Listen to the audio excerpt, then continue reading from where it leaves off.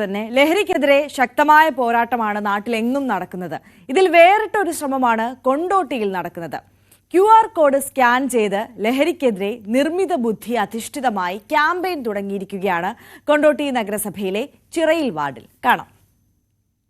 യുവാക്കളിലും വിദ്യാർത്ഥികളിലെയും ലഹരി ഉപയോഗത്തിനും വിപണനത്തിനുമെതിരെ നിർമ്മിത ബുദ്ധി അധിഷ്ഠിത രഹസ്യ റിപ്പോർട്ടിംഗ് സംവിധാനമൊരുക്കി വ്യത്യസ്ത ക്യാമ്പയിൻ തുടങ്ങിയിരിക്കുകയാണ് കൊണ്ടോട്ടി നഗരസഭ ചിറയിൽ വാർഡ്.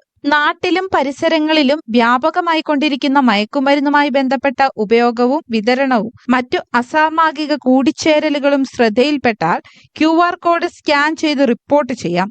അനുബന്ധമായ ഫോട്ടോയും വീഡിയോയും ഈ ആപ്പ് വഴി അയക്കാൻ സാധിക്കും. നിലവിലുള്ള മറ്റു രഹസ്യ റിപ്പോർട്ടിംഗ് സംവിധാനത്തിൽ നിന്ന് വ്യത്യസ്തമായി അയക്കുന്ന വ്യക്തിയുടെ ഫോൺ നമ്പർ പോലും അറിയാൻ സാധിക്കില്ല എന്നതാണ് ഈ ആപ്പിന്റെ പ്രത്യേകത. വിവിധ തരത്തിലുള്ള ലഹരി വിരുദ്ധ ക്യാമ്പയിൻ നമ്മുടെ നാട്ടിൽ കണ്ടുവരുന്നുണ്ട്.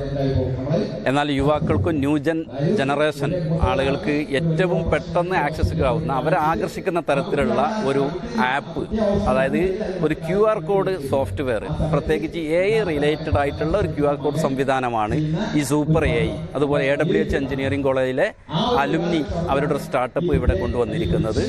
ഏതൊരാൾക്കും ഈ QR കോഡ് സ്കാൻ ചെയ്ത ശേഷം ഇൻഫർമേഷൻ കൊടുക്കാം. പോലീസിനാണെങ്കിലും ഏത് സംഘടനകൾക്കാണെങ്കിലും കൊടുക്കാം. അതുകൊണ്ട് ഗുണം എന്ന് പറഞ്ഞാൽ വളരെ സീക്രട്ട് ആയിട്ടുള്ള സംഭവമാണ്.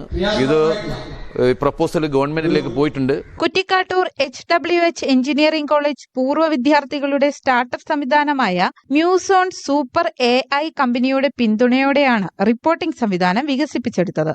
കൊണ്ടോട്ടി നഗരസഭയിൽ വ്യാപകമായി നടപ്പിലാക്കാനാണ് ഉദ്ദേശം. ന്യൂസ് 18 മലപ്പുറം. എത്രത്തോളം വ്യത്യസ്തമായ ഒരു ആശയമാണല്ലേ. റിപ്പോർട്ടിൽ സൂചിപ്പിച്ചതുപോലെ തന്നെ QR കോഡിന്റെയും ഡിജിറ്റൽ വേൾഡിന്റെയും ഒക്കെ കാലത്താണ് നമ്മളുള്ളത്. അപ്പോൾ ഈ ലഹരിക്കെതിരായ ഒരു പോരാട്ടത്തിൽ ലഹരിയെ സംബന്ധിച്ചിട്ടുള്ള വാർത്തകളും കാര്യങ്ങളും അത് വിൽപ്പന നടത്തുന്ന ആളുകളെ കുറിച്ചൊക്കെ റിപ്പോർട്ട് ചെയ്യാൻ QR കോഡ് സ്കാൻ ചെയ്ത് തന്നെ നമ്മുടെ പേര് വിവരങ്ങളോ ആരാണ് പറഞ്ഞതെന്ന് മറ്റുള്ളവരെ അറിയിക്കാത്ത വിധത്തിൽ എന്നാൽ നമുക്ക് ആ ഒരു വിപത്തിനെ കുറിച്ച് അല്ലെങ്കിൽ ആ ഒരു വിൽപ്പന നടത്തുന്ന ആളുകളെ കുറിച്ചൊക്കെ റിപ്പോർട്ട് ചെയ്യാൻ സാധിക്കും എന്നുള്ളത് ഒരു പുതുമയാർന്ന ഒരു ആശയം തന്നെ.